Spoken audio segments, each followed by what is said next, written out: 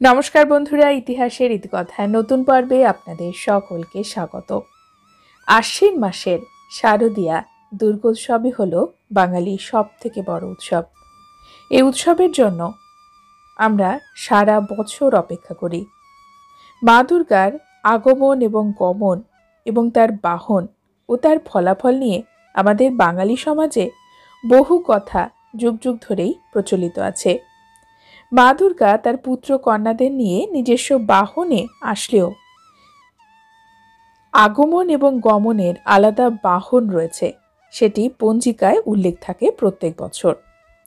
হিন্দু শাস্ত্র অনুসারে মা দুর্গার এই আগমন এবং গমনের বাহন নির্ধারণ করে আমরা পৃথিবীবাসীরা সারা বছর কেমনভাবে থাকব, কেমনভাবে আমাদের বছর কাটবে।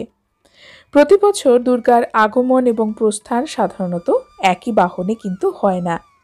যদিও কোনো বছর হয়, তা কিন্তু খুবই অশুভ ইঙ্গিত নিয়ে আসে।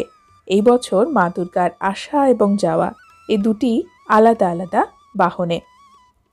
আসুন জেনে নিই আজকের পর্বে দেবী দুর্গার আগমন এবং গমন কোন বাহনে এবং তার ফলাফল কি। এছাড়াও জানব মা দুর্গার আগমন এবং বাহন কিভাবে নির্ধারণ করা হয়। পঞ্জিকা বলছে দুর্গাপুজোর সপ্তমীতে দেবীর আগমন হয় এবং গমন হয় দশমীতে। এই দুই দিন সপ্তাহের কোন কোন বারে পড়ে তার উপরে নির্ভর করে দেবীর আসা যাওয়ার বাহন।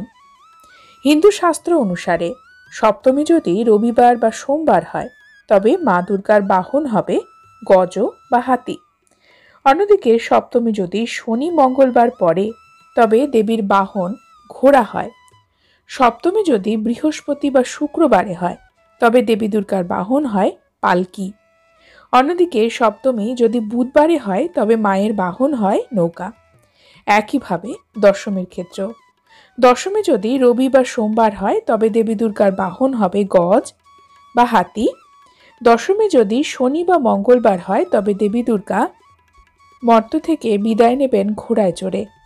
দশমী বৃহস্পতিবার বা শুক্রবার পড়লে মা দুর্গার গমন হবে দোলা বা পালকিতে। আর দশমী বুধবার পড়লে দেবী নৌকায় করে কৈলাসে ফিরে যান। দুর্গাপুজোতে মা দুর্গার আগমন এবং গমনের এই যে বাহন, তার কিন্তু বিশেষ মাহাত্ম্য রয়েছে।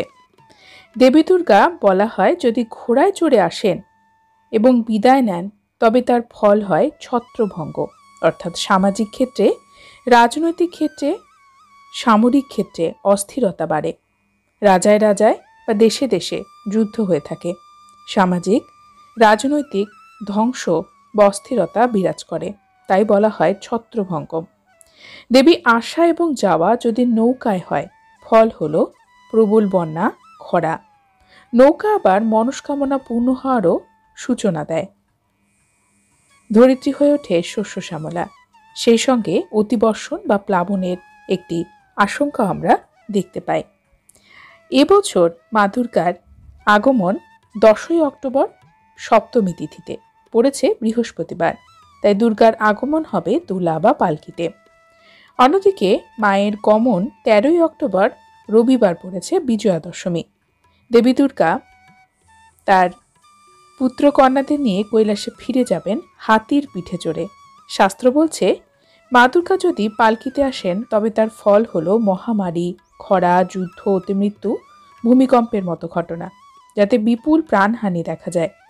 দেবী ফিরবেন গজ বা হাতিতে। শাস্ত্রমতে এটি কিন্তু মা দুর্গার সব থেকে ভালো বাহন।